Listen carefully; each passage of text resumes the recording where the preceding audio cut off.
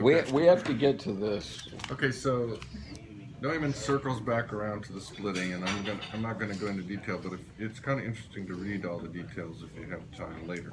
But I'm just going to hit a couple of high points. He says that polarizing the opposite positions creates self-assurance of the ego. We're talking about the collective now, the mass.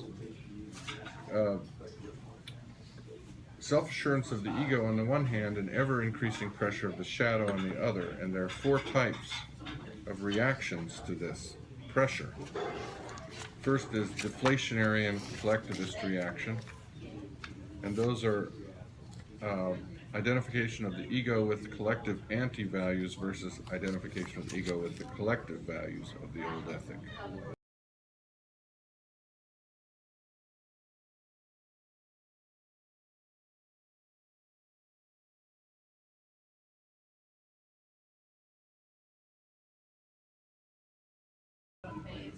And here the spiritual side is reduced to an epiphenomenon of matter, so it's a materialist kind of form.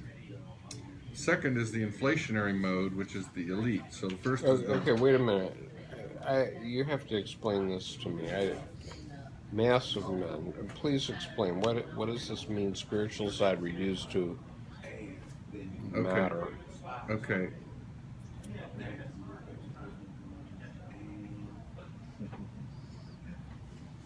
Okay, so it would be the way science operates now, pretty much. That the brain thought, yeah, everything that is generated in our thoughts and so forth is a product of the matter of the brain, the mass, the matter of the brain. Yes, if you can think it, you can. It's different. It's different from if you think it. It can be. Yeah, it's more like you can't have any spiritual value at all because it's all generated by chemicals in the brain, sort of thing. That's what I think he means by materialism here. Okay. It's a nihilistic reaction. So you read words on a page, the epiphenomenon is story. Okay, you read words on a page. Right. Here's your material, and you imagine this story. That's the epiphenomenon. That's epiphenomenon. Okay. And that's produced by your chemicals in your brain. Oh, well, that's another epiphenomenon.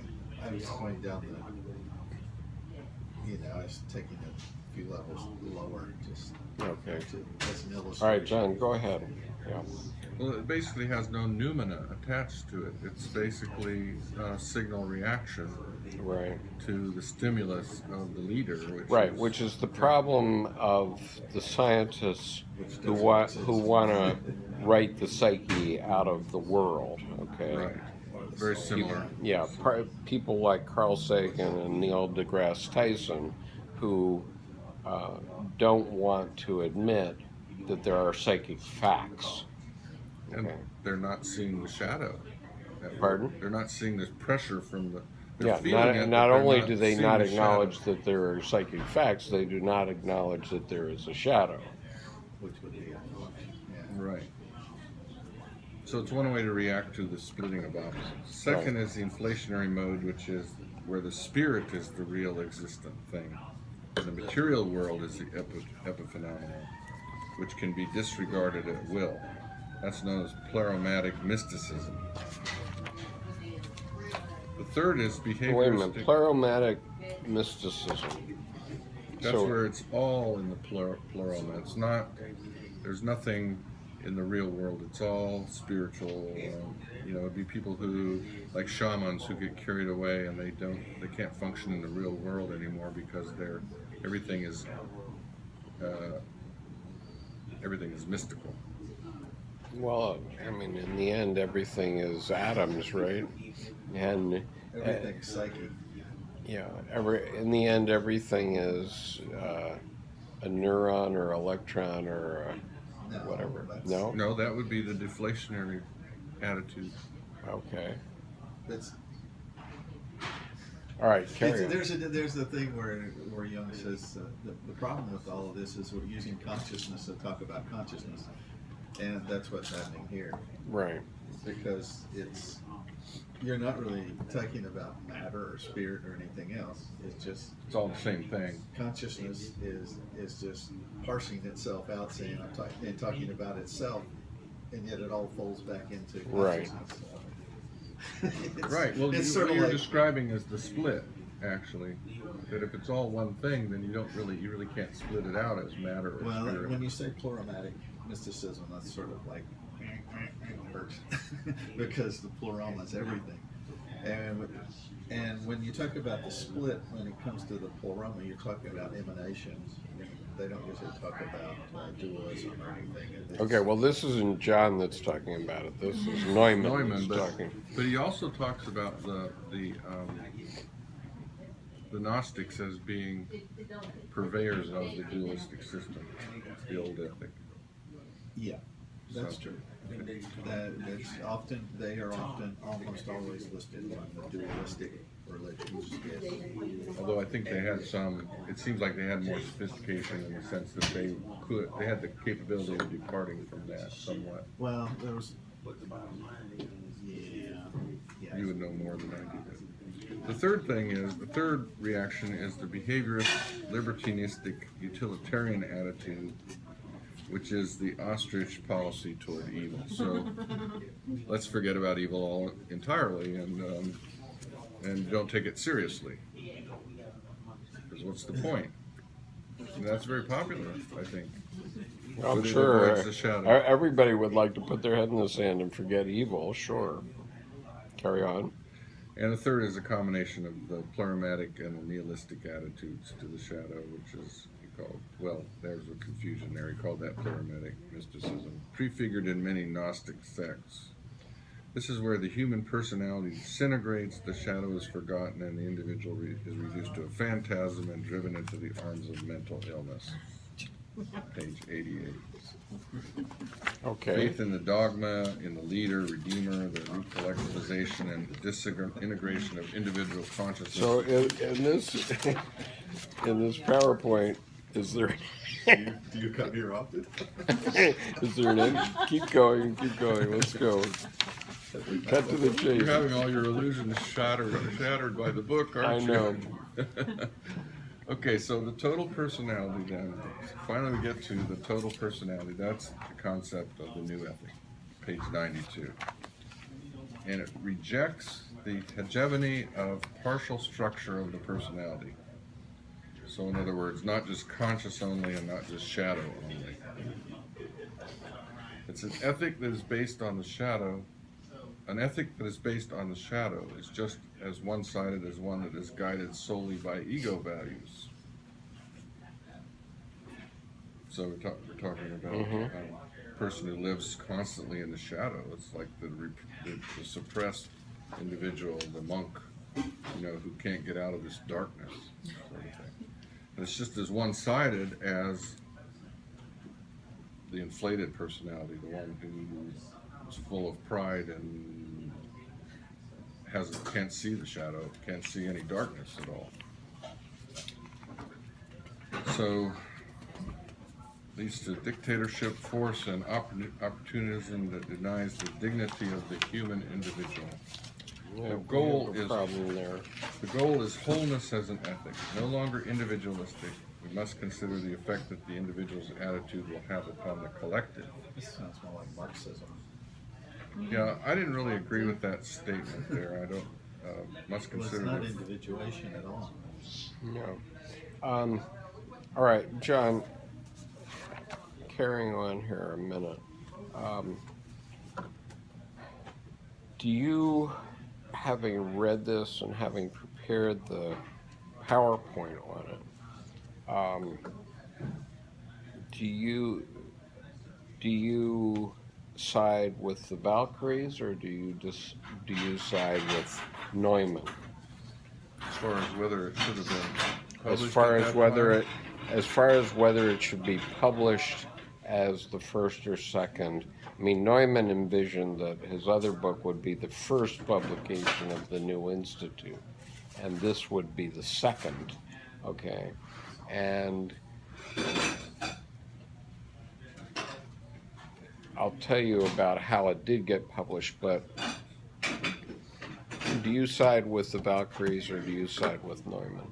Well, I'm not He- sure he what was- the Valkyrie's position was. Well, the Valkyries' position was that the Institute could not handle the controversy that would be created by the publication Oh, of I this book. agree with that wholeheartedly. They were just Yeah. trying to start the Institute, and it Right. was fledgling, and even Jung wanted to keep this suppressed. I Yeah, think. so Jung's letter that I gave you that he wrote to Neumann, do you want to speak about that or shall I speak about it? You're welcome to. I found it a very, very penetrating letter. It was Okay. very. So Dr. Interesting Jung, Dr. Jung wrote to Neumann, and he said,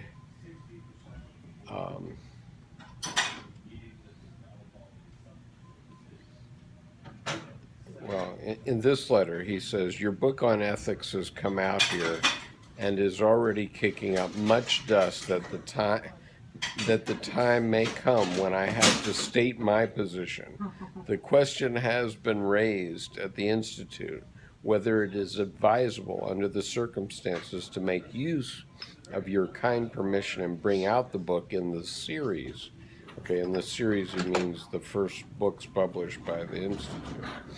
It is feared that this would be prejudicial to future discussion. Also, that the Institute would be committed to certain formulations, even if only morally or to outward appearances.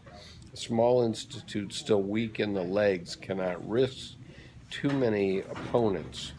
Sidelong glances at the university and the church. I have read your book a second time and again had a very strong impression, and with it the certainty that it will come like a bombshell. Your formulations are brilliant and often razor sharp. They are provocative and aggressive. Shock troops in the open where nothing unfortunately where nothing unfortunately was to be seen before. Naturally the enemy will concentrate his fire on such an exposed detachment. It is just the transparently clear, unambiguous formula that is most endangered because it has an exposed side. No war is waged without losses. And with a stalemate, one gets nowhere. Even the title, New Ethic, is a clarion call. Aux armes, citoyens! Here we shall get a whiff of poison gas and some clobbering about the head. In Tel Aviv, you run the risk of Egyptian bombs. I am not quarrelsome but combative by nature, and I cannot conceal from you my secret pleasure, but I shall have to act worried and, if necessary, discharge my duty as commandant of the fire brigade. Your writings will become a petroscandale, but also the most potent impetus for future developments. For this I am profoundly grateful to you. With best regards, very sincerely yours, C.G. Jung. So he's acknowledging it's a double-edged sword. Well, It's a catalyst, but at the same time could undo them before they ever get going. Exactly. yeah, and I think he's saying that this book will produce a lot of discussion, which it surely did at the time. There's no doubt about that. And I'm sure that he must have taken.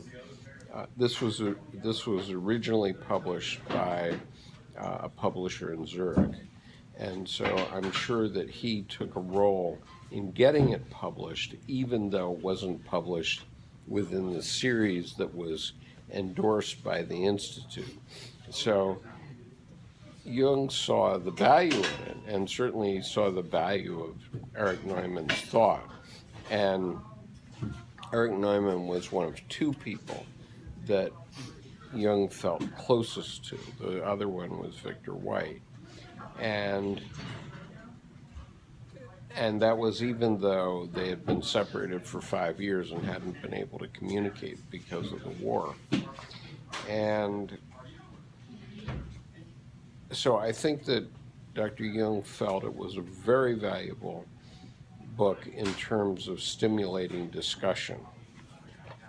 I don't think he thought it was the end of the discussion by any means, only the beginning. And as we'll talk about a little in a few minutes, I hope, we have a little more time. As we'll talk about,